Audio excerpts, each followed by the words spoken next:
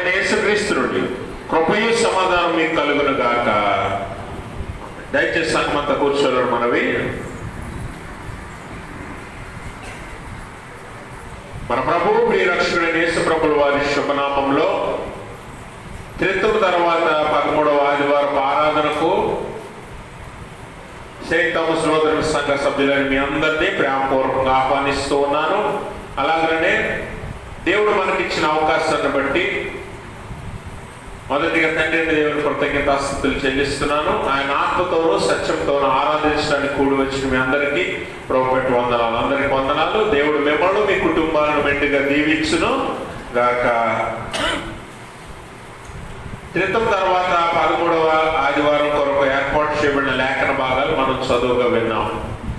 పత్రిక పాఠ్యభాగముగా అపోస్తలుడైన పౌలు గలతీ సంఘానికి రాసిన పత్రిక 3వ అధ్యాయము 15 నుంచి 22 వరకు ఉన్న లేఖన భాగాన్ని, అలాగనే సువార్త పాఠ్యభాగముగా లూకా సువార్త 10వ అధ్యాయము 23 నుంచి 37 వరకు ఉన్న లేఖన భాగాన్ని మనం చదువుగా విన్నాము. అయితే ఈ లేఖనాల ద్వారా దేవుడు ఈరోజు మనకు నేర్పించాలనుకుంటున్న పాఠము ఏమిటి అని మనం ఈరోజు ధ్యానం చేయడానికి ప్రయత్నం చేద్దాం. దయచేసి చిన్నపిల్లలందరినీ కూడా కొంచెం నిశ్శబ్దంగా ఉంచండి. ఇప్పుడు ఎలా ఉందో అలాగే ఉండడానికి ప్రయత్నం చేయండి. వాక్యం మీద అందరూ కూడా దృష్టి పెట్టండి. దేవుడు మనతో వాక్యం ద్వారా మాట్లాడుతూ ఉంటాడు. అయితే మనం గమనించవలసిన విషయం ఏంటంటే, దేవుడు ఎప్పుడు కూడా మానవులతో ఇంటరాక్ట్ అవుతూ ఉంటాడు. మనుషులతో మాట్లాడటానికి దేవుడు ఇష్టపడుతూ ఉంటాడు. మనము ఆది కాండంలోనే చూస్తాం, ఆదామవ్వలతో దేవుడు ఎప్పుడు కూడా మాట్లాడటానికి ఇష్టపడతాడు.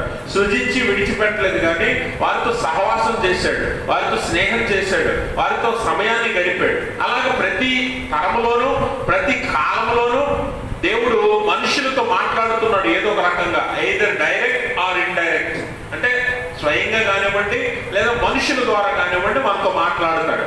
కాబట్టి అలాగ మాట్లాడే దేవుడు మనకి కొన్ని నియమాలను, నిబంధనలను, అలాగే చక్కని ఆజ్ఞలను మనకిచ్చి మన భూమి మీద ఎలా జీవించాలో తెలియజేశాడు. అయితే అపవాది ఏం చేశాడంటే ఆజ్ఞలను తారుమారు చేయటమో, లేకపోతే ఆజ్ఞలకు కొంత కలిపి చెప్పటమో, లేకపోతే ఆజ్ఞల నుంచి కొన్ని తీసేయటమో చేసి మానవులను తప్పుదోవ పట్టించడానికి చాలాసార్లు ఎప్పుడు కూడా ప్రయత్నం చేస్తూ ఉంటాడు అపవాది. అలాంటి ఈ లోకంలో ఇప్పుడే కాదు, ఆనాటి యేసు ప్రభువు వారి కాలంలో కానివ్వండి, లేకపోతే తర్వాత కాలంలో కానివ్వండి, మొదటి శతాబ్దం తర్వాత కాలంలో, సంఘం పుట్టిన తర్వాత కానివ్వండి, లేకపోతే పాత నిబంధనలో కానివ్వండి, అపవాది తంత్రములను ఇలాగనే మనం చూస్తూ ఉంటాం. అయితే ఈ దినం ఏర్పాటు చేయబడిన పత్రిక పాఠ్యభాగము గలతీ పత్రికను మనం చూసినట్లయితే, గలతీ పత్రిక పౌలు ఎందుకు రాయాల్సి వచ్చింది అని ఆలోచన చేస్తే, ఆనాడు గలతీ సంఘంలో ఉన్న కొంతమంది యూదులు ఏం బోధించారంటే తప్పు బోధను తీసుకొచ్చారు సంఘంలోకి. తప్పు బోధను సంఘంలోనికి తీసుకుని వచ్చారు. ఎందుకంటే తప్పు బోధ ఏంటి అని అంటే, యేసు ప్రభువు వారి విశ్వాసం ఉంచడమే సరిపోదు. యేసు ప్రభువు వారి మీద విశ్వాసంతో పాటు మీరందరూ ఏం చేయాలంటే, నిజమైన క్రైస్తవులు అవ్వాలంటే మీరేం చేయాలంటే, మీరు ధర్మశాస్త్రాన్ని కూడా పాటించాలని ఒక తప్పు బోధన తీసుకొచ్చారు. వాస్తవానికి ధర్మశాస్త్రం అంటే అక్కడ ఏం మాట్లాడుతున్న సున్నతి చేయించుకోవాలి అని అంటున్నాడు. అంటే యేసు ప్రభువు వారిని నమ్మితే సరిపోదు పరలోకం వెళ్ళటానికి. మీరేం చేయాలి? ధర్మశాస్త్రం చెప్పింది కూడా పాటించాలి అనే తప్పు బోధను గలతీ సంఘంలో బోధిస్తుంటే దాన్ని ఖండించడానికి అపోస్తలుడైన పౌలు గలతీ పత్రిక రాశాడు. అర్థమైంది ఇప్పుడు పత్రిక ఎందుకు రాశాడో? అయితే ఈ పత్రికలో ఇప్పుడు మనం చదువుకున్న ఈ లేఖన భాగాన్ని మనం చూసినట్లయితే, ఈ లేఖన భాగంలో ప్రాముఖ్యంగా 3 విషయాలను ఎత్తిపట్టి మాట్లాడుతూ ఉంటాడు పౌలు. ఆ 3 ఏంటో మనకు తెలిస్తే క్రీస్తు మనకు ఏమై ఉన్నాడో మనకు అర్థమవుతుంది. అందుకని ఈరోజు మనము ధ్యానించుతున్న అంశం ఏంటంటే, దేవుని వాగ్దానము క్రీస్తులో నెరవేరుట.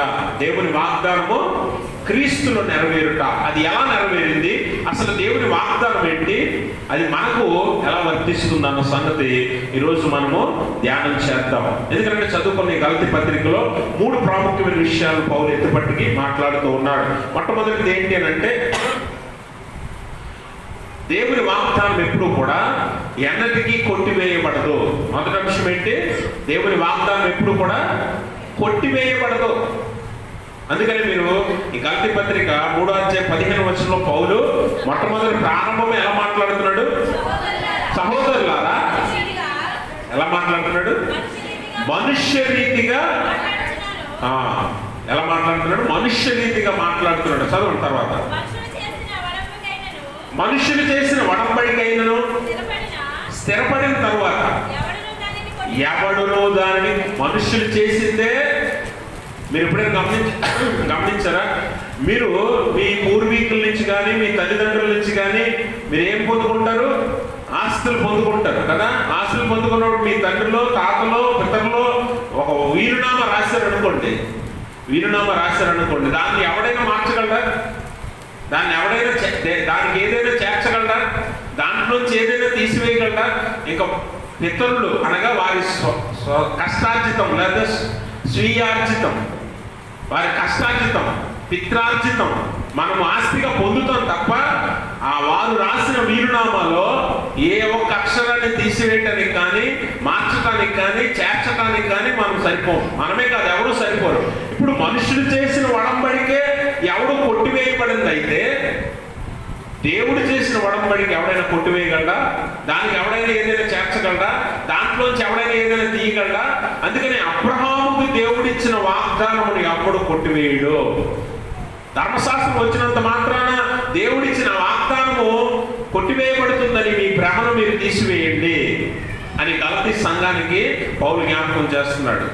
కాబట్టి దేవుడు చేసిన వాగ్దానము, దేవుడు చేసిన వడంబడిక కొట్టివేయబడదు. ఆయా సమయాల్లో ఆయా పరిస్థితులను బట్టి దేవుడు మనుషులతో వాగ్దానం చేశాడు, మనుషులతో నిబంధన చేసుకున్నాడు. మీరు గమనించండి, పాత నిబంధనలో అబ్రహాముతో దేవుడు వాగ్దానం చేస్తున్నాడు. ఆదికాండం 12:2-3 మనం చదివినట్లయితే మనం అక్కడ దేవుడు అబ్రహామును పిలుచుకున్న పిలుపు కనిపిస్తుంది. నిన్ను గొప్ప జనముగా చేసి నిన్ను ఆశీర్వదించి నీ నామమును గొప్ప చేయుదును. 15:5 చదవండి. 15:5 నీవు ఆకాశం వైపు తేరు చూసి నక్షత్రములను లెక్కించుటకు నీ చేతనైతే లెక్కించుమని చెప్పి నీ సంతానం అలాగా ఉందని చెప్పాడు. దేవుడు అబ్రహాముకి ఒక వాగ్దానం ఇచ్చాడు. ఏంటది? నీకు నేను సంతానం ఇస్తాను. ఆ సంతానం ఎలా విస్తరిస్తుందంటే ఆకాశం వైపు చూసి ఆ నక్షత్రాలు లెక్క పెట్టగలవేమో, ఒకసారి లెక్క పెట్టి చూడు, అవి లెక్కకు మించినవి. అలాగే నీ సంతానాన్ని నేను వృద్ధి చేస్తాను భూమి మీద అని దేవుడు అబ్రహాముతో వాగ్దానం చేశాడు. వాగ్దానం చేసిన వాగ్దానంను ఏదైనా ఎవరైనా కొట్టివేయగలరా అని పౌలు అడుగుతున్నాడు. ఎందుకంటే అది ఎవరు కొట్టివేయలేరు. తర్వాత కాలంలో అందుకని 400 ఎన్ని సంవత్సరాల తర్వాత వచ్చిన ధర్మశాస్త్రం? 430 సంవత్సరాల తర్వాత వచ్చిన ధర్మశాస్త్రం దేవుని వాగ్దానాన్ని నిరర్థకం చేయగలరా అని అడుగుతాడు పౌలు. కాబట్టి దేవుడు ఆ సమయాలను బట్టి, ఆ పరిస్థితులను బట్టి, సందర్భాన్ని బట్టి దేవుడు వాగ్దానం చేశాడు. కాబట్టి వాగ్దానం చేసిన దేవుడు దాన్ని కొట్టివేయనివ్వడు అని పౌలు ఇక్కడ జ్ఞాపకం చేస్తున్నాడు. కాబట్టి గమనించండి, ఈరోజు నీకైనా సరే క్రీస్తులు దేవుడిచ్చిన వాగ్దానము ఎన్నటికీ కొట్టివేయబడదు. అది ఎవరి వల్ల, దేని వల్ల కొట్టివేయబడదన్న సంగతి మనం జ్ఞాపకం చేసుకోవాలి. కాబట్టి దేవుని వాగ్దానము కొట్టివేయబడనది. రెండవ విషయం ఏంటంటే పౌలు ఇక్కడ మాట్లాడుతున్నది, అసలు ధర్మశాస్త్రం ఎందుకు ఇవ్వబడింది? ధర్మశాస్త్రం ఎందుకు ఇవ్వబడింది? ధర్మశాస్త్రం యొక్క ఉద్దేశం ఏంటి? ధర్మశాస్త్రం యొక్క ఉద్దేశం ఏంటి అనేది ఇక్కడ పౌలు మాట్లాడుతున్నాడు. మీరు గమనించండి, ఈరోజు చాలాసార్లు క్రైస్తవులుగా మనకి ఒక సందేహం రావాలి, వచ్చే ఉంటుంది మీ అందరికీ. ఏంటో సందేహం అంటే, మనకి యేసు ప్రభు వారు ఎప్పుడు కనిపిస్తాడు? వాస్తవంగా శారీరకంగా ఎక్కడి నుంచి కనిపిస్తాడు యేసు ప్రభు వారు? కొత్త నిబంధన నుంచి, అవునా? మత్తయి సువార్త నుంచి. మరి మత్తయి సువార్త నుంచి ప్రకటన గ్రంథం వరకు మనం చదివితే సరిపోద్ది కదా. మరి పాత నిబంధన ఎందుకు చదవాలి? పాత నిబంధన ఎందుకు మనము ధ్యానించాలి అని ఆ సందేహం ఎప్పుడైనా ఎవరికైనా కలిగిందా? ఒకసారి ఆలోచన చేయండి. ధర్మశాస్త్రము దేవుడు ఎందుకు ఇచ్చాడు? కొత్త నిబంధన ఉంటుంది. కొత్త నిబంధన దేవుడు మనకు ఎందుకు ఇచ్చాడు? పాత నిబంధన ఉంది కదా. పాత పాత నిబంధన ఉంటుండగా కొత్త నిబంధన ఎందుకు, ధర్మశాస్త్రమును ఎందుకు ఇచ్చాడు దేవుడు అని పౌలు ఇక్కడ జ్ఞాపకం చేస్తున్నాడు. అందుకని ఇక్కడ పౌలు ఏమంటాడంటే చూడ గలతీ పత్రిక 3వ అధ్యాయంలోనే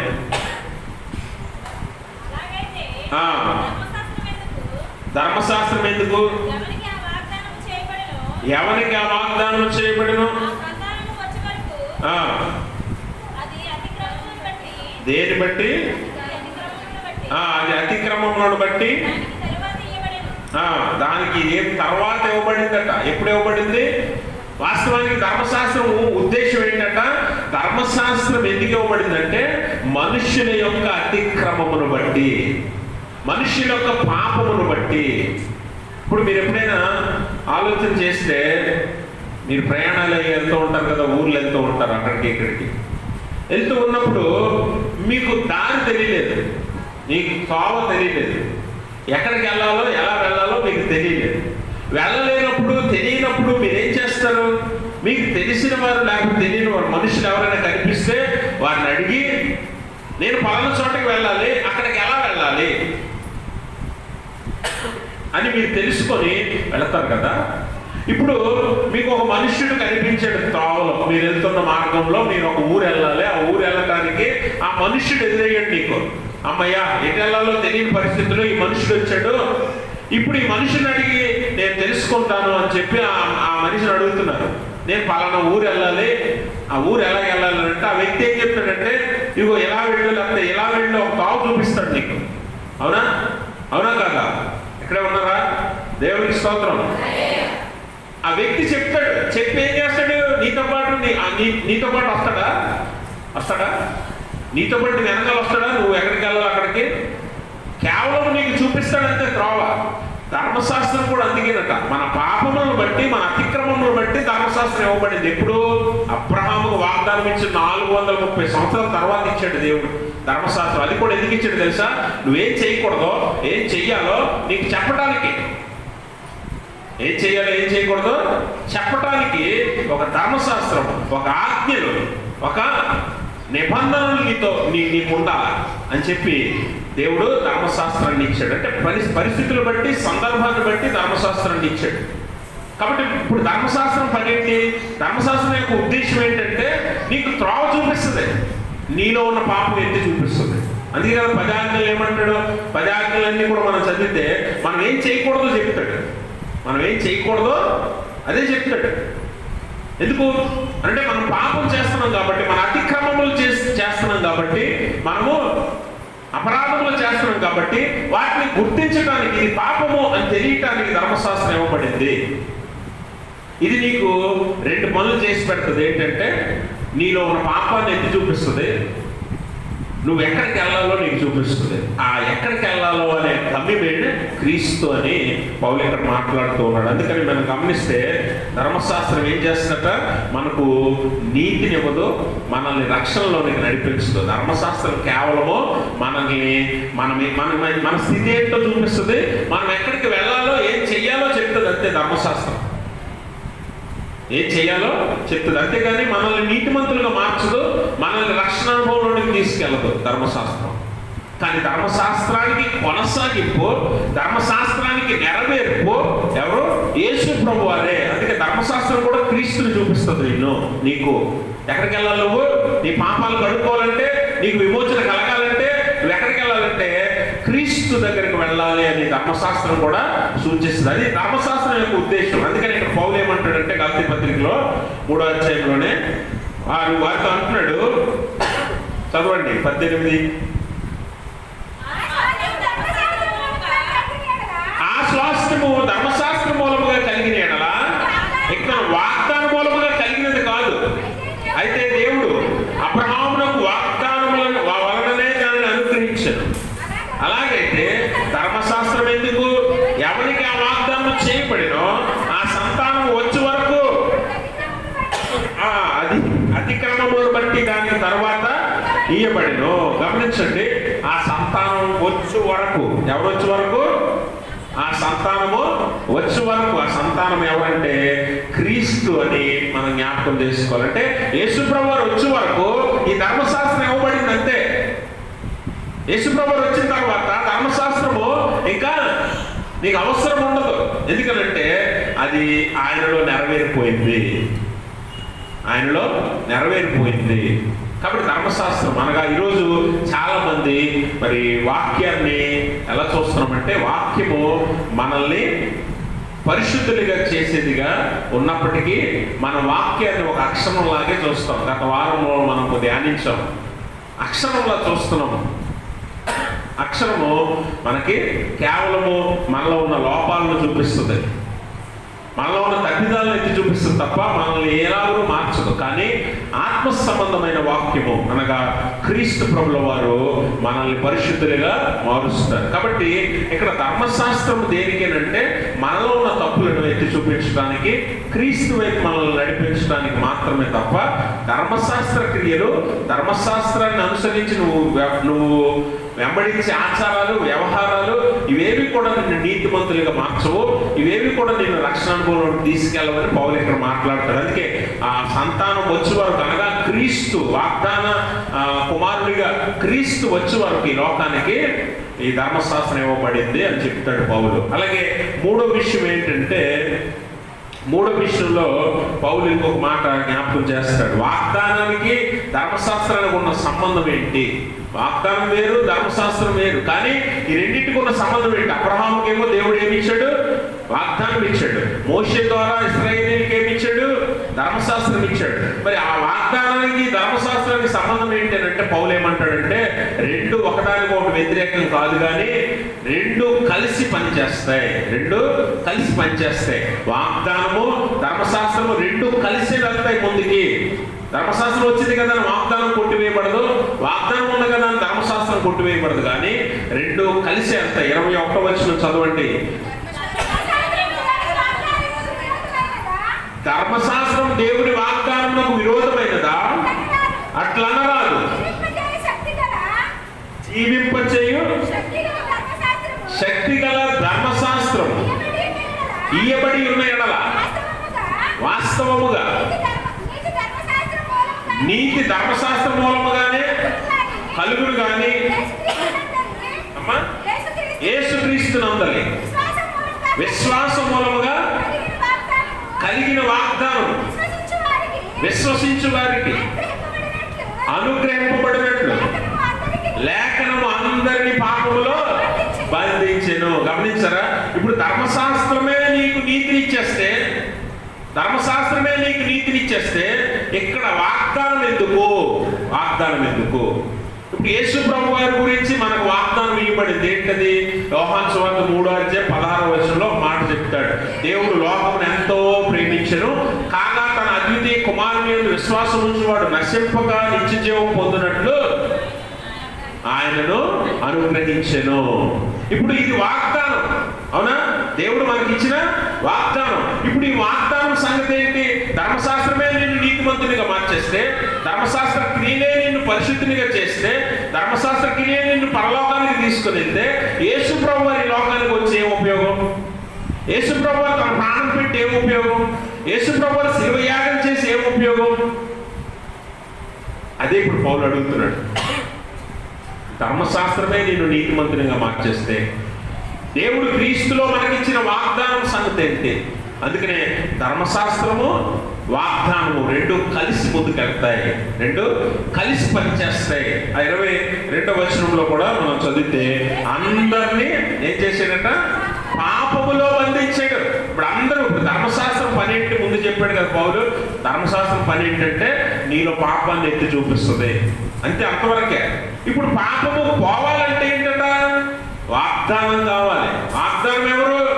యేసు ప్రభు వారు. దేవునికి స్తోత్రం. వింటున్నారమ్మా? వాగ్దానం ఎవరు? వాగ్దానం ఎవరు? యేసు ప్రభు వారు. ధర్మశాస్త్రం ఎక్కడి వరకట? నీలో ఉన్న పాపం ఎత్తి చూపించి నువ్వు ఎక్కడికి వెళ్ళాలో చూపించడానికి. ఎక్కడికి వెళ్ళాలి? ఇదిగో పరలోకానికి మార్గమై ఉన్న యేసు ప్రభు వారి దగ్గరికి వెళ్ళు. అంతవరకే ధర్మశాస్త్రం పని. తర్వాత యేసు ప్రభు వారు చేసేది ఏంటంటే తన రక్తంలో నేను పరిశుద్ధుడిగా చేస్తాడు, పవిత్రుడిగా చేస్తాడు, నీతిమంతుడిగా తీరుస్తాడు. అది ఈ రెండు కలిసి, అంటే వాగ్దానంగా చెప్పబడి యేసు ప్రభు వారు, అలాగే ధర్మశాస్త్రము రెండు కలిసి పనిచేస్తాయని పౌలు అంటాడు. ఎందుకంటే అందరూ పాపంలో ఉన్నాం. ఇప్పుడు ధర్మశాస్త్రం రాకమునుపు పాపం ఉంది, వచ్చాక పాపం ఉంది, యేసుప్రభువు వచ్చాక పాపం ఉంది. ఈ పాపం అంతా పోవాలంటే ధర్మశాస్త్రం వల్ల అవ్వదు, కానీ యేసుక్రీస్తు వల్ల అవుతుందని ఈ లేఖనం ద్వారా పౌలు జ్ఞాపకం చేస్తున్నాడు. అందుకనే గలతీ సంఘానికి కానీ నేటి సంఘానికి కానీ మనందరికీ కానీ పౌలు చెప్పేది, లేఖనం చెప్పేది ఒకటే, ఏంటంటే క్రీస్తు నిన్ను పరిశుద్ధిగా చేస్తాడు. క్రీస్తు ఉంటే సరిపోతుంది. అందుకనే యూదులతో అంటున్నాడు అక్కడ గలతీ సంఘంలోని యూదులతో, మీరు సున్నతి పొందనవసరం లేదు, ఎందుకంటే క్రీస్తు సరిపోతాడు. నిన్ను రక్షించడానికి క్రీస్తు సరిపోతాడు, నిన్ను పరిశుద్ధిగా చేయడానికి క్రీస్తు సరిపోతాడు, నిన్ను పరలోకం తీసుకెళ్ళడానికి కూడా క్రీస్తు సరిపోతాడు. అందుకే యేసుప్రభువు అంటారు, ఆయనతో ఓన్లీ వే, నేనే పరలోకానికి మార్గం అన్నాడు. ఇక మీరు ధర్మశాస్త్రాన్ని లేకపోతే ప్రవక్తల ప్రవచనాలను లేకపోతే ప్రవక్తల బోధనలు మీరు పాటించి వెంబడించవలసిన పని లేదు, కానీ నేను చెప్తున్నాను, నా మాటలు విని ఎలాగూ చేయవాడు బుద్ధిమంతులు పోని బండ మీద ఇల్లు కట్టుకున్నవాడు అని అంటాడు యేసుప్రభువు. అంటే నేను ఒక్కడే సరిపోతాను, నేనే పరలోకానికి తీసుకుని వాగ్దానము. కాబట్టి యేసుప్రభువు నీ జీవితంలో ఉంటే నీకు పరిశుద్ధత, రక్షణ అనే అనుభవాలను నీకు దేవుడిస్తాడు. ఇంకేమీ అవసరం లేదు. కానీ ఈరోజు మనం ఏం చేస్తున్నామో తెలుసా, ఈ ధర్మశాస్త్రం ఆనాడు యూదులు ఎలా తీసుకున్నారంటే ఒక ఆచారంగా తీసుకున్నారు, ఒక సాంప్రదాయంగా తీసుకున్నారు. దాన్ని హృదయపూర్వకంగా లేకపోతే దాన్ని దేవునికి అనుకూలంగా వారు వెంబడించలేకపోయారు. ధర్మశాస్త్రాన్ని ఎలా చూస్తారంటే ఒక ఆచారం, ఒక సాంప్రదాయం, అంతే, నామకార్థత. ఈరోజు క్రైస్తవులు కూడా చాలా మంది ఈ వాక్యాన్ని, పరిశుద్ధ గ్రంథాన్ని, బైబిల్ని ఎలా చూస్తున్నారంటే ఇది నామకార్థత, లేకపోతే ఒక ఆచారం, ఒక సాంప్రదాయం. చర్చికి వచ్చేటప్పుడు బైబిల్ పట్టుకొని రావాలి. వచ్చే అలవాటు ఉందా ఎవరికైనా? బైబిల్ ఎంతమంది తెచ్చుకుంటారు చూపించండి. ఎంతమంది తెచ్చుకుంటారు? ఉన్నాయా అందరి దగ్గర? ఆ పక్క వాళ్ళ దగ్గర ఎవరి దగ్గర ఉండవు, ఒకళ్ళ దగ్గర తప్ప. ఉన్నాయా బైబిల్స్? అంటే ఆలయానికి వచ్చేటప్పుడు బైబిల్ పట్టుకొని రావాలి అనేది నీ హృదయంలో అనుకుంటే ఒకలా ఉంటుంది. ఒకవేళ ఇది సాంప్రదాయంగా అమ్మో ఎలా పోతే బాగోదు, ఆచారం కాబట్టి వెళ్ళాలి, పట్టుకోవాలి బైబిల్ అని వస్తే ఒకలా ఉంటుంది. అవునా కదా? అవునా? హృదయపూర్వకంగా నా పరిశుద్ధ గ్రంథాన్ని, దేవుని వాక్యాన్ని, లేఖనాన్ని నేను పట్టుకోవాలని పట్టుకొస్తే ఒకలా ఉంటుంది. లేదు అందరూ చూస్తారు, చర్చిలోకి కదా వెళ్తున్నాం, చర్చిలోకి వెళ్ళేటప్పుడు బైబిల్ ఉండాలి కదా అని పట్టుకొని వస్తే ఒకలా ఉంటుంది. అంతేనా?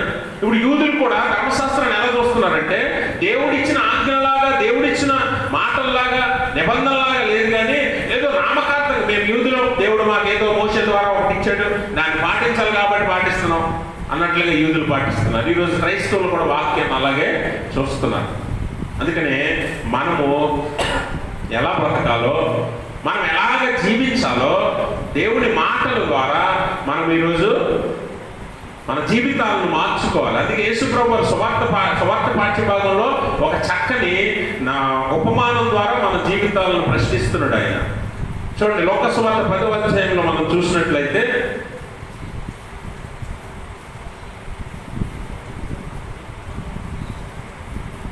23 నుంచి 37 వచనాల్లో, చాలండి ఒక నిమిషం, యేసుప్రభువు వారి దగ్గరికి ఒక వ్యక్తి వస్తాడు. ఎవరు వస్తున్నారు?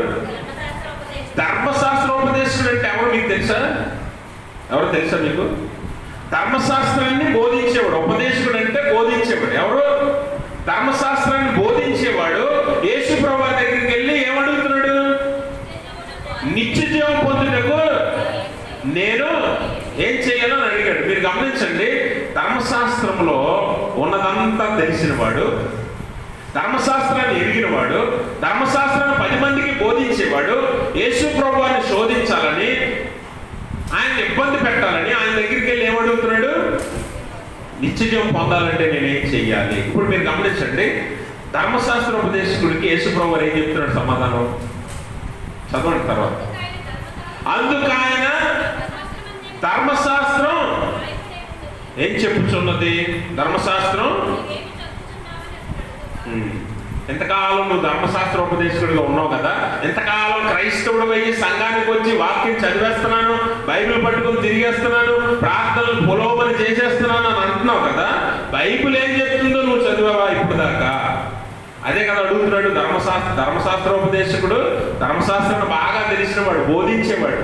అతన్ని ఏమడుగుతున్నాడు యేసు ప్రభు వారు, చదివావు ఎంతకే అని అంటే అప్పుడు ధర్మశాస్త్రోపదేశుడు ఒక మాట చెప్తున్నాడు. ఏమని?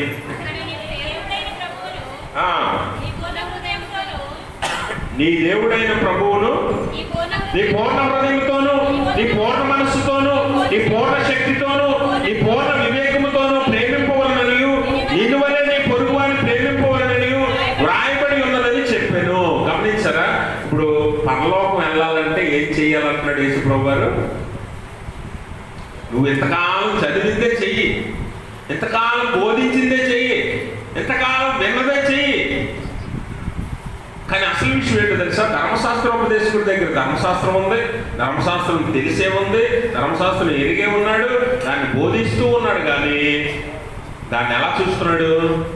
దేవుడిచ్చిన ఆజ్ఞలా కాదు, ఒక ఆచారంలా చూస్తున్నాడు, ఒక సాంప్రదాయంలా చూస్తున్నాడు. కేవలం ఒక నామకార్థతలాగా ధర్మశాస్త్రాన్ని పఠిస్తున్నాడు తప్ప, ధ్యానిస్తున్నాడు తప్ప, చదువుతున్నాడు తప్ప దాన్ని ఆచరించే యూదుడిగా కనిపించట్లేదు ఈ ధర్మశాస్త్రోపదేశకుడు. ఈరోజు విశ్వాసులుగా బైబిల్ చదివేవారముగా కేవలం వినేవారముగా ఉంటున్నాం తప్ప దాన్ని నిజంగా దేవుని మాటలు అని ఎంచి వాటిని పాటించే క్రైస్తవులుగా మనం ఉండట్లేదు అన్నది ఈ లేఖనం ద్వారా మనల్ని ఒకసారి మనం జ్ఞాపకం చేసుకోవాలి. లేఖనం ద్వారా మనము దాన్ని అర్థం చేసుకోవాలి. అందుకనే దేవుడు మనకి ఈ ఉపమానం ద్వారా లేకపోతే ఇక్కడ చెప్పిన మాటల ద్వారా 3 మాటలు మనకి నేర్పుతూ ఉన్నాడు. మొట్టమొదటి ఏంటో తెలుసా? మనము చక్కని కన్నులు కలిగి ఉండాలి, చూచే కన్నులు కలిగి ఉండాలి. ఎలాంటి కన్నులు? చూచే కన్నులు కలిగి ఉండాలట. ఆ కన్నులు ఎలాంటివంటే ఏం చూడాలి అని అంటే, అందుకే ఉపమానంలో మనం చెప్తాం. ఉపమానం మనందరికీ తెలుసు కదా, మళ్ళీ ప్రత్యేకంగా చదవాల్సిన పని లేదు. ఒక వ్యక్తి యెరూషలేం పట్టణం నుంచి ఎరికోకు వెళ్తున్నాడు, అవునా? ఎరికోకు వెళ్తుంటే అతను దొంగల చేతికి చిక్కాడు. వాస్తవానికి ఆ ప్రాంతం అలాంటిదే. ఎరికో యెరూషలేం మధ్యలో ప్రాంతము 18 మైళ్ళ దూరం ఉంటుంది. అంత 18 మైళ్ళ దూరం. ఆ కాలంలో యేసుప్రభు వారు ఆ కాలంలో నిజంగా జరిగిన సంఘటన అయినా కూడా అయ్యి ఉండొచ్చు. యేసుప్రభు వారు చెప్తున్నారంటే అయితే ఆ 18 మైళ్ళ దూరం ఎలా ఉంటుందంటే బాగా ఇరుపుగా కొండలు, గుట్టలు, చిన్న చిన్న లోయలు కూడా ఉంటాయి ఈ 18 మైళ్ళ దూరంలో. అందుకని ఏం చేసేవారంటే ఆనాటి బందిపోటు దొంగలందరూ కూడా ఈ ప్రాంతాన్ని దొంగతనాలకు వినియోగించేవారు. అటువైపుగా ఒకడు లేకపోతే బలహీనులు 2-3 వెళ్ళినప్పుడు వారిని పట్టుకొని కొట్టి అవసరమైతే వారిని చంపి వారి దగ్గర ఉన్నదంతా దోచుకునేవారు. ఇది దొంగలు చేసే పని ఆ ప్రాంతంలో. అలాంటి సమయంలో అందుకని అక్కడ ప్రయాణం చేసేవారు గుంపులుగా వెళ్తారు.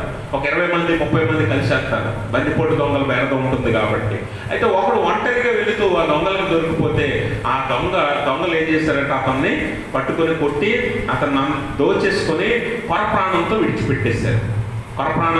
విడిచిపెట్టేశారు. విడిచిపెట్టిన తర్వాత అటుగా మార్గంలో ఎవరైనా మొట్టమొదట ఒక యాచకుడు వెళ్ళాడు. నాకు సంబంధం లేదని అతన్ని చూసి చూడనట్టు వెళ్ళిపోయాడు. రెండవ వ్యక్తి ఒక లేవీయుడు వెళ్ళాడు, చూసి చూడనట్టు వెళ్ళిపోయాడు. మూడవ వ్యక్తి సమరయుడు వచ్చాడు. సమరయుడు ఏం చూశాడు? సమరయుడు ఆ వ్యక్తిని చూశాడు. ఈరోజు మనం ఒక మనిషిని చూసేటప్పుడు ఆ మనిషి యొక్క స్థాయి ఏంటో, ఆ మనిషి కట్టుకున్న బట్టలు ఏంటో, ఆ బట్టల విలువ ఏంటో, ఆ మనిషి ఎలాగున్నాడో లేకపోతే పై రూపం చూసి మనము అంచనా వేస్తూ ఉంటాం. కానీ దేవుడు ఈరోజు అంటున్నాడు, మీకు ఎలాంటి కన్నులు ఉండాలంటే అవతలి వాని యొక్క అవసరత, అవతలి వాని యొక్క బాధ, అవతలి వాని యొక్క హృదయాన్ని చూడగలిగే కన్నులు మీ దగ్గర ఉండాలంటాడు. అందుకనే ఈ 23వ వచనంలో అంటాడు, అప్పుడు ఆయన తన శిష్యుల వైపు తిరిగి, మీరు చూచుచున్న వాటిని చూచు కన్నులు ధన్యములైనవి. అనేక మంది ప్రవక్తలను రాజులను మీరు చూచుచున్నవి చూడకయు వినగోరు వినకయు ఉండినని మీతో చెప్పుచున్నానని ఏకాంతములో వారితో చెప్పాడు. అంటే మీరు గమనించండి, యేసుప్రభు వారు చెప్పుచున్న మాటలు, యేసుప్రభు వారు చేస్తున్న అద్భుతాలు, స్వస్థతలను చూచిన శిష్యులతో యేసుప్రభు వారు అంటున్నాడు, ఇవి చూసినందుకు మీరు ధన్యులు. ఎందుకంటే రాజులు గొప్ప వారు చూడాలని చూడలేకపోయారట, వినాలని వినలేకపోయారట. కానీ మీరు చూశారు కాబట్టి మీరు ధన్యులు. ఈరోజు వాక్యంలో క్రీస్తుని చూస్తున్న మీరందరూ ధన్యులు. చాలా మంది వాక్యంలో దేవుడిని చూడలేరు, ఏవో మాటలు వింటున్నట్టుగా వింటారు అంతే. కానీ క్రీస్తుని వాక్యంలో చూడగలిగిన వారు ధన్యులు.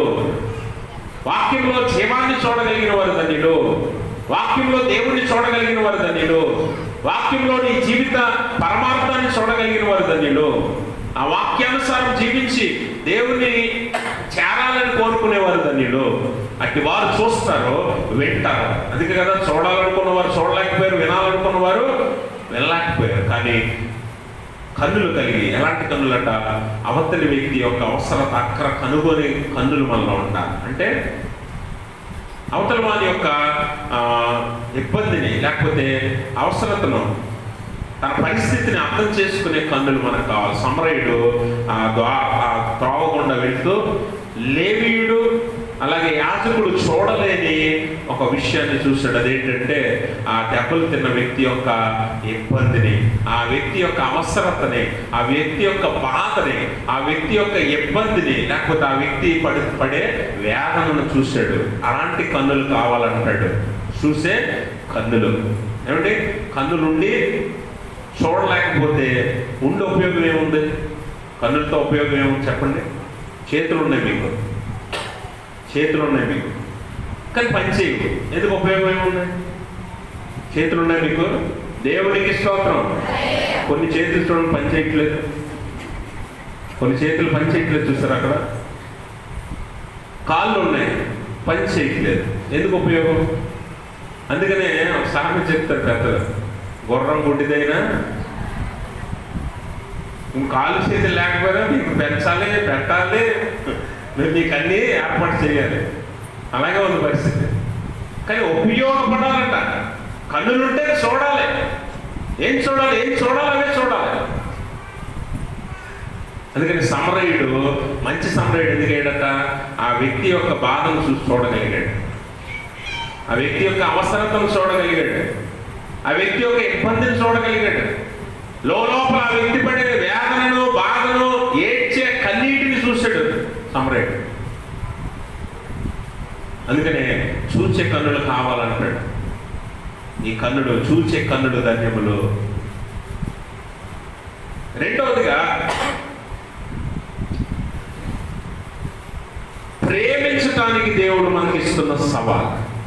ప్రేమించడానికి దేవుడు మనకిస్తున్న సవాల్. ఎందుకు? చూడమన్నాడు. ఏం చూడమన్నాడు? లోకమంతా చూడు. ఎవరు కనిపిస్తారు? ఎవరు కనిపిస్తారంటే ఇందాక అక్కడ చెప్పాడే, ధర్మశాస్త్రోపదేశకుని అడిగాడే ఏమని? ధర్మశాస్త్రం ఏం చెప్తుంది? పరలోకం వెళ్ళాలంటే నేను ఏం చేయాలంటే ధర్మశాస్త్రం ఏం చెప్తుంది బాబు అని అడిగాడు. ధర్మశాస్త్రం ఏం చెప్తుందంటే నీ దేవుడైన ప్రభువును పూర్ణ హృదయంతో, పూర్ణాత్మతో, పూర్ణ శక్తితో, పూర్ణనామకంతో ప్రేమించాలి, అలాగే నిన్ను వల్ల నీ పొరుగు అని ప్రేమించాలని చెప్తుంది ధర్మశాస్త్రం అన్నాడు. అప్పుడు యేసుప్రభు వారు ఏమన్నారంటే నువ్వు కరెక్ట్గా చెప్పు, నువ్వు కరెక్ట్గానే చెప్పు. అప్పుడు ఈ వ్యక్తి ధర్మశాస్త్రోపదేశకుడు ఎలాంటి వాడంటే తను నమ్మిందే కరెక్ట్ అని, తను ఏం చెప్తే అదే వాస్తవం అన్నట్లుగా యేసుప్రభు వారిని ఇరుకులో పెట్టడానికి ఏమంటున్నాడంటే, ఇప్పుడు చదివినోడు ఎవరు? ధర్మశాస్త్రం చదివినోడు ఎవరు? అతనేగా. అతను చెప్పిందేగా ఈ మాట, నిన్ను వల్ల నీ పొరుగువాడిని ప్రేమించని. ఇప్పుడు మళ్ళీ ఏమడుగుతున్నాడు? నా పొరుగువాడు ఎవడు ప్రభువా అంటే ఏమీ తెలియనట్టు. నా పొరుగువాడు ఎవడు ప్రభువా అని అడుగుతున్నాడు. అప్పుడు యేసుప్రభు వారి ఉపమానం చెప్పాడు. ఇప్పుడు మీరు గమనించండి, పొరుగువాడిని ప్రేమించమన్నాడు. ఇప్పుడు ఇది సవాలు. ఇది ఎలాంటిది? ఏ ఛాలెంజ్ టు ఎవ్రీ బిలీవర్. మనందరికీ కూడా ఇది ఒక సవాలు. ఎందుకో తెలుసా? మనం మొదటిదైనా చేయగలుగుతాం కానీ రెండోది చేయగలం. మొదటిది ఏంటి? నీ దేవుడిని ప్రేమించగలవు కానీ రెండోది నువ్వు చేయలేవు. ఇది సాధ్యం కాని పని చాలా మందికి. ఇప్పుడు ధర్మశాస్త్రోపదేశకుడు ఎవరు? స్వతహాగా యూదుడు. స్వతహాగా యూదుడు. యూదుడికి యూదుడే పొరుగువాడు. ఇంకెవడో పొరుగువాడిగా ఎంచడు యూదుడు. ఇంకెవరిని కూడా పొరుగువాడిగా ఎంచడు. యూదుడికి యూదుడు. రేసిజం. తన జాతి గొప్పను అనుకునేవాడిగా ఉంటాడు యూదుడు. అందుకే మీరు గమనించండి, సమరయులు కూడా ఆఫ్ జ్యూస్. ఆఫ్ జ్యూస్ అంటే సగం యూదులే, కానీ యూదుల్లో కలవరు. యూదులనే మీరు అక్రమ సంతానం అని, మీరు అంటరాని వారని, మీరు వెలివేయబడిన వారు అని సమరయులు పక్కకు తోస్తారు. వాళ్ళే రానివ్వలేదంటే నిన్ను నన్ను రానిస్తారా యూదులు? యూదులకి కుల వివక్ష ఉంది. అందుకే యేసుప్రభు ఈ ఉపమానం చెప్తాడు, ఈ ఉపమానం తెలియజేస్తాడు. ఈరోజు సంఘాల్లో, లేకపోతే మన ఇళ్లలో, మన కుటుంబాల్లో, మన ఊర్లలో, మన గ్రామాల్లో ఇది లేదా ఉందా లేదా? ఆనాటి యూదుడికి ఉన్న గుణమే మనకు కూడా ఉంది. అందుకే పొరుగువాడిని ప్రేమించమనే సవాలు యేసుప్రభు ఇస్తున్నాడు నీకు నాకు.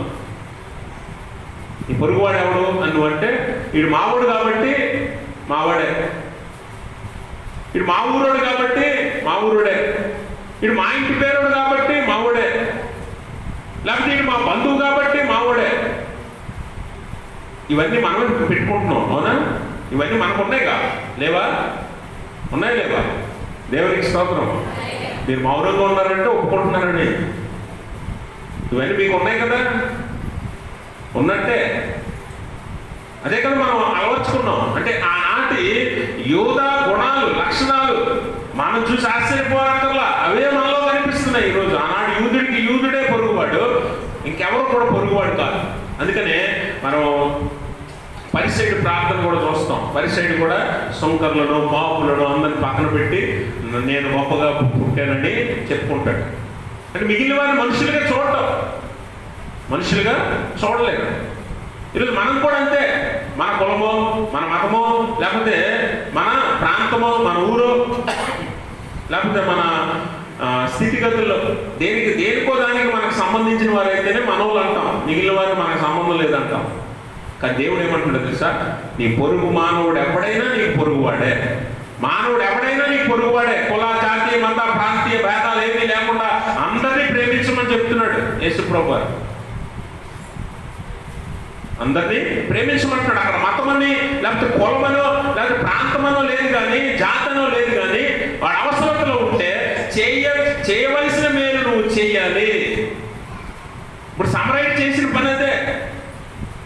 అక్కడ పడి ఉన్నాడు ఎవడో తెలియదు, అసలు ఏ జాతో తెలియదు. అందుకే యేసుప్రభు అక్కడ చాలా స్పష్టంగా ఉపమానంలో చెప్తాడు, అతని బట్టలతో సహా అతన్ని దోచుకున్నారని. బట్టలు అనే మాట ఎందుకు వాడాడు? బట్టలతో సహా ఎందుకు దోచుకున్నారట?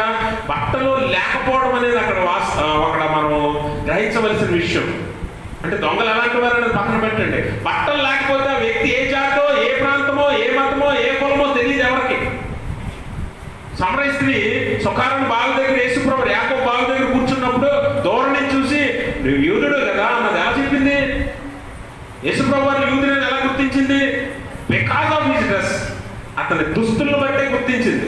కాబట్టి ఆ కాలంలో దుస్తులు చూసి ఈడు ఏ జాతి, ఈడు సమరయుడా, ఈడు యూదుడా, లేకపోతే ఇంకెక్కడి నుంచి వచ్చిన వాడు అని చెప్పగలరు. అందుకే యేసుప్రభు వారు అక్కడ ఉపమానాలు ఏం చెప్పాడంటే అతని బట్టలు కూడా లేవు. ఇప్పుడు ఎవరో చెప్పండి, ఇప్పుడు ఎలాంటి వాడో చెప్పండి. సమరయుడు ఏం చూశాడో తెలుసా? వాడు ఏ జాతి, ఏ కులం, ఏ మతం చూడలా, అతడు అవసరతలో ఉన్నాడు, అది చూశాడు. That is the eyes to see. అటువంటి కన్నులు కావాలి అంటాడు. కాబట్టి అతను ఎవడో తెలియకపోయినా అతని దగ్గరికి వెళ్ళాడు, చూశాడు, అతని ఇబ్బందిని చూశాడు, బాధను చూశాడు, అతని దగ్గరికి వెళ్ళి అతన్ని చేర్చుకున్నాడు. ప్రేమ, హార్ట్ టు లవ్, కన్నులు చూడటానికి, హృదయాలు ప్రేమించడానికి, ప్రేమించే హృదయాలు కావాలంటాడు. ప్రేమించే హృదయం. వాడు ఎవడైనా అనవసరం, వాడు ఎలాంటి వాడైనా అనవసరం, వాడు అవసరంలో ఉన్నాడు అంటే నువ్వు ప్రేమించాలి. ప్రేమించే హృదయం నీకు ఉండాలి. ఆ సవాలు, ఆ ఛాలెంజ్ ఈరోజు దేవుడు మనందరికి ఇస్తున్నాడు. ఒకవేళ నీ వాడు కాదు, వాడెవడో నీకు ముక్కు మొక్కం తెలియదు, అలాంటి వాడు అవసరతలో పడి ఉంటే నువ్వేం చేయగలవు? ప్రేమించగలవా? ఈరోజు మనం ఇక్కడ కూర్చొని ఇంతమందిలో మీరందరూ ఒకరినొకరు ప్రేమించుకుంటున్నారంటే ఇక్కడే సమాధానం దొరకదు మనకి. బయటికి వెళ్ళిన తర్వాత ఇంకేం దొరుకుతుంది కదా? ఇక్కడే మనం పక్కకు తిరిగి ముఖాలు చూసుకుంటే కొంతమంది నచ్చిన వాళ్ళు ఉంటారు, కొంతమంది నచ్చిన వాళ్ళు ఉంటారు. కానీ దేవుడు ఏమంటాడో తెలుసా? It's a challenge. సవాల్ ఇస్తున్నాడు మనకి. ప్రేమించగలవా? యేసుప్రభు అలాగే ప్రేమించాడు. శిలువ మీద మరణం పొందుతూ ఆయన్ని కొట్టిన వారిని, ప్రేమించిన వారిని కాదు. శిష్యుల గురించి ప్రార్థన చేయట్లేదు. శిలువ మీద ఇదిగో 3.5 సంవత్సరాలు నన్ను వెంబడించిన నా శిష్యులను నువ్వు రక్షించు ప్రభు అని ప్రార్థన చేయట్లేదు. ఇదిగో నన్ను 3.5 సంవత్సరాలు ప్రేమించి ఆదరించి నన్ను చేర్చుకొని ఆహారం ఇచ్చి ఆతిథ్యం ఇచ్చిన ఈ పలానా కుటుంబాలను దీవించని అడగట్లా. ఎవరిని? ఆయన్ని కొట్టిన వారిని, ఆయన హింసించిన వారిని, ఎరుసలేము వీధుల్లో ఈడ్చుకెళ్ళిన వారిని, ఆయన్ని ద్వేషించిన వారిని, ఉమ్మ వేసిన వారిని, అపహసించిన వారిని ఆయన ప్రేమిస్తున్నాడు. అందుకనే వారి కొరకు ఆయన ప్రార్థన చేస్తున్నాడు సిలువ మీద. ఈరోజు అటువంటి సవాలు నువ్వు తీసుకోగలవా? క్రీస్తులాగా ప్రేమించగలవా? క్రీస్తు ప్రేమను పంచగలవా? ఒకవేళ ఎప్పుడైనా ఈరోజు నీ పొరుగు వారితో లేకపోతే నీకు ఇక్కడ ఉన్న వారితో ఎవరితో గొడవ ఉంటే ఆరాధన అయిపోయి వెళ్ళి మాట్లాడు. ఇక్కడ ఉన్న వారితోనే నీకు ఏదైనా వివాదం ఉంటే లేకపోతే ఏదైనా గొడవ ఉంటే ఆరాధన అయిపోయిన తర్వాత వెళ్ళి చేయి కలిపి మాట్లాడడానికి ప్రయత్నించి. దేవుడు కోరుకుంటుంది అదే. ఆచరణలో పెట్టడం అంటే ఏమనుకుంటున్నారు? వాక్యం వినేసి వెళ్ళిపోవటం కాదు. నువ్వు వెళ్ళి చేయి కలిపి నువ్వు మాట్లాడలేకపోయినా పర్వాలేదు, అవతల వాడు మాట్లాడకపోయినా పర్వాలేదు, నువ్వు వెళ్ళి ప్రయత్నం చేయి. ఎందుకు మాట్లాడలేదు చూద్దాం. దేవుడు అడుగుతుంది అదే, దేవుడు కోరుకుంటుంది అదే. అందుకనే ప్రేమించే సవాలు దేవుడు నీకు ఇస్తున్నాడు. అవతల వాడు ఎలాంటి వాడు అనేది కాదు, నీ తోటి వాడు అంతే. అందుకే సర్వమానవాళ్ళని దేవుడు ఏం చేశాడట? తన స్వరూప స్వభావాలతో సృష్టించాడు. నీలో దేవుడి గుణాలు ఉన్నాయంటే నీ పక్క వాళ్ళు కూడా ఉన్నాయనే కదా. నిన్ను దేవుడు సృష్టించాడంటే నీ పక్కవాడిని కూడా దేవుడే కదా సృష్టించింది. నీలో దేవుడు కనిపిస్తాడంటే నీ పక్క వాళ్ళు కూడా కనిపిస్తాడు కదా. మరి వాడిని ఎందుకు నువ్వు ప్రేమించలేకపోతున్నావు? అదే దేవుడు అడుగుతున్నాడు. అందుకే సమరయుడు చేసిన పనిని దేవుడు మెచ్చుకుంటున్నాడు. ఎందుకు తెలుసా? అతడు మనిషిని చూశాడు కానీ అతని జాతినో కులాన్నో లేకపోతే అతని ప్రాంతాన్నో లేకపోతే ఇంకేదో చూడలేదు. ఈరోజు నువ్వు నేను చూడవలసింది కూడా అదే. ఈరోజు మనం చాలామంది మనం భారతదేశంలో కానివ్వండి లేకపోతే మన ప్రాంతాల్లో కానివ్వండి మన కులాల్లో మతాల్లో విభజనలు ఎందుకు వచ్చాయి తెలుసా? ఎందుకు వచ్చాయంటే మనము మనది అనుకుంటాం, వాళ్ళు వాళ్ళది అనుకుంటారు. కానీ ఇదంతా మనదే అనుకుంటే ఈ గొడవలు వివాదాలు ఏవి కూడా ఉండవు. అందరినీ ఒకరినొకరు ప్రేమించుకోగలిగితే యేసుప్రభువు అదే కదా చెప్పాడు. ప్రేమతోనే ప్రపంచాన్ని జయించగలం. ఆ ప్రేమను మనం చూపించలేనప్పుడు నువ్వు ఎన్ని వాడినా ఏం వాడినా ఏది సాధించలేవు, ఎంత సంపాదించలేవు. అందుకే ఆయుధాలతో ప్రపంచాన్ని గెలుద్దాం అనుకున్న వారందరూ ఓడిపోయారు. ప్రేమతో ప్రపంచాన్ని క్రీస్తు ప్రభుల వారు గెలిచి చూపించాడు. దేవునికి స్తోత్రం. ప్రేమతో ప్రపంచాన్ని గెలిచి చూపించాడు. కాబట్టి ప్రేమనే నేను చూపించమంటున్నాడు. ప్రేమించే సవాల్ దేవుడు నీకు ఇస్తున్నాడు. ఆ సవాళ్ళను నువ్వు తీసుకోగలవా? ఎంతవరకు నువ్వు ఇప్పుడు వరకు క్రైస్తవ్యాన్ని అపాలు తీసుకున్నావు కదా, ఇప్పుడు ఈ సవాల్ తీసుకుని చూడు. ఎంతవరకు క్రైస్తవ్యం అంటే ఆలయానికి ఆరాధనకు వచ్చి ప్రార్థన చేసుకుని వాక్యం వినేసి ఇంటికి వెళ్ళిపోవటమే అనుకున్నావు కదా. ఈరోజు తీర్మానం చేసుకో. ఆరాధన అయిపోయిన తర్వాత ఈ సవాలు తీసుకొని ప్రేమించడం ప్రారంభించు. అప్పుడు క్రైస్తవ్యం ఎంత కష్టంగా ఉంటుందో నీకు తెలుస్తుంది. అసలైన క్రైస్తవ్యం ఏంటో నీకు తెలుస్తుంది. వచ్చి వెళ్ళిపోవడం అది ఇదే నామకార్థత అంటే. అందరినీ ప్రేమించగలగటం, అందరికి ప్రేమ చూపించడం, క్రీస్తు ప్రభుని ప్రకటించడం నేర్చుకో. ఆ సవాల్ తీసుకో. అప్పుడు నిజమైన క్రైస్తవుడు అవుతావు. అదే దేవునికి ఇష్టమైన క్రైస్తవ్యం. కాబట్టి ఆ ప్రేమించే సవాలు మనకి దేవుడు ఇస్తున్నాడు. ఆనాడు ఆ ధర్మశాస్త్రోపదేశకుడు కూడా అదే చెప్తున్నాడు. సమరయుడు ఏం చేశాడు? నువ్వు కూడా వెళ్ళి అదే చెయ్యి అంటున్నాడు. ఈరోజు మీరు కూడా వెళ్ళి అది చేయగలరా? చేస్తే ప్రభువును మెప్పించిన వారే, ప్రభు మనసు గెలిచిన వారే, ప్రభు చిత్తాన్ని నెరవేర్చిన వారు అవుతారు. మీరు లేదు అంటే ఒక నామకార్థ క్రైస్తవునిగా మిగిలిపోతారు. ఒక నామకార్థ క్రైస్తవునిగా, వేషధారణ క్రైస్తవునిగా. ఆనాడు ధర్మశాస్త్రోపదేశకుడు ధర్మశాస్త్రం అంతా తెలిసినా పొరుగువాడిని ప్రేమించలేని వాడికి ఎలా ఉండిపోయాడో అలా మనం ఉండిపోతాం. చివరిగా యేసు ప్రభు వారు నేర్పుతున్న పాఠం ఏంటో తెలుసా? క్రియ కనిపించాలి. ప్రేమ ఉందంటే క్రియ కనిపించాలి. ప్రేమ ఉంటే దానికి తగిన క్రియ ఉండాలట. యేసు ప్రభు వారు లోకానికి ఎందుకు వచ్చాడట? లోకాన్ని పాపం నుండి విమోచించడానికి, రక్షించడానికి అని చెప్తే సరిపోద్దా? ఆయన చేసి చూపించాడు. శిలువ మీద తన ప్రాణం పెట్టాడు. It is a deed. ఒక క్రియ లేకపోతే ఒక మాట విలువైనది ఎప్పుడవుతుందో తెలుసా? మాటకి క్రియ విలువిస్తుంది, క్రియకి మాట విలువిస్తుంది. రెండు కలిసే ఉంటాయి. కాబట్టి గమనించండి, ఏ డీడ్ విత్ వర్డ్ ఇస్ వర్తి. మాట క్రియ ఉన్నవి చాలా విలువైనవి. యేసుప్రభు వారు మాట చెప్పాడు, అలాగే ప్రాణం పెట్టాడు. అవసరమైతే గొర్రెల కొరకు తన ప్రాణం, మంచి కాపరి గొర్రెల కొరకు తన ప్రాణం పెట్టిను అన్నాడు. ఆయన నిజంగా పెట్టాడు మన కోసం కదా. 3:16 యోహానులో అంటాడు కదా, దేవుడు లోకాన్ని ప్రేమించాడు. ప్రేమిస్తే సరిపోలే, ప్రేమించి ఆయన తన ప్రియ కుమారుని ఇచ్చాడు. క్రియ డీడ్ విత్ వర్డ్. కాబట్టి మాటతో సరిపోవట్లేదు. మాట అంటే మాట వరకు కాపట్లేదు, మాటతో పాటు క్రియ చూపిస్తున్నాడు దేవుడు. ఈరోజు నిన్ను కూడా అదే చెప్పమంటున్నాడు. ప్రేమిస్తే సరిపోదట. ఇప్పుడు నీ పొరుగువానికి చేయించి షేకండ్ ఇచ్చి ఎంతవరకు మనం మొహాలు అడ్డు తిప్పి తిరిగాం. ఇప్పుడు నుంచి మనందరం పక్కనే పెట్టుకొని భుజాల మీద చేతులు వేసుకొని నడువు రాసుకొని తిరుగుదాం అని అనుకుంటే సరిపోదట, అనేస్తే సరిపోదట. క్రియ ఉండాలి. ఒకవేళ ఆ వ్యక్తి రేపు అవసరతలో పడి ఉన్నప్పుడు, అక్కర్లో ఉన్నప్పుడు నువ్వు దానికి తగిన క్రియ చేసి చూపించాలి. అందుకనే చేయవలసిన మేలు చేయట్లేదు మనం, కానీ దేవుడు వాక్యం ఏమంటాం, చేయవలసిన మేలు చేయవలసిన మేలు చేసి చూపించు. కాబట్టి క్రియ కావాలంటున్నాడు. ఆ డీడ్ కోసం దేవుడు ఎదురు చూస్తున్నాడు. ఇప్పుడు నువ్వు ప్రేమ చూపించి ప్రేమకు తగిన కార్యం చేసినప్పుడట దేవుడు సంతోషిస్తాడు. అందుకనే ఈ సమరయుడి విషయంలో దేవుడు ఆనందిస్తున్నాడు. ఇప్పుడు చివరిలో అడుగుతున్నాడు ధర్మశాస్త్రోపదేశకుడు, ఇప్పుడు చెప్పు, ఆ ముగ్గురులో దెబ్బలు తిన్నవానికి ఎవరు పొరుగువాడు? చదవండి అక్కడ.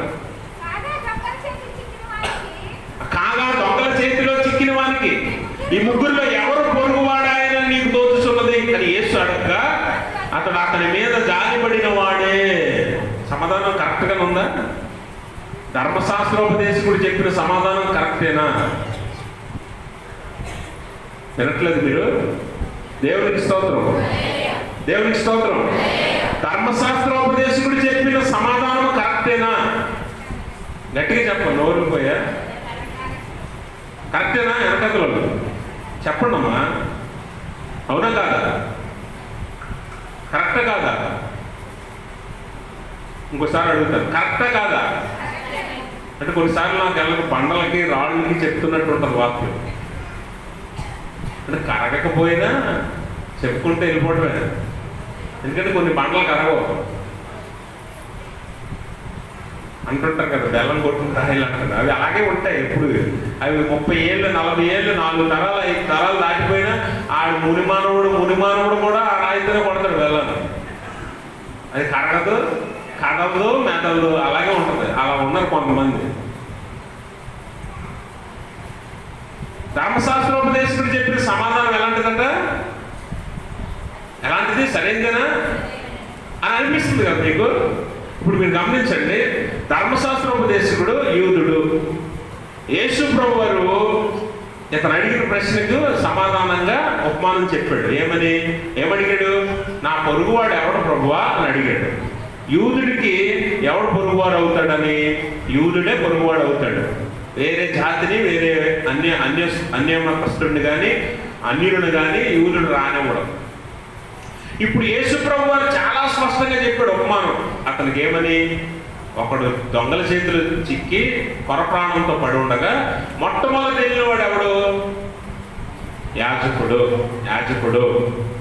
కదా. యాజకుడు. రెండో వాడు ఎవడు? లేవీయుడు.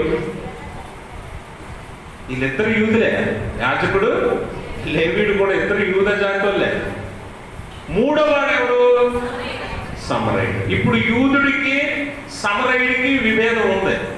యూదులు సమరయుల్ని అంటరాని వారిగా చూస్తారు, చులకనగా చూస్తారు. అంటే సింపుల్గా పెద్ద కులం చిన్న కులం. యూదులు పెద్దోళ్ళు, ఈ అంటరాని వారు ఎవరు? సమరయులు.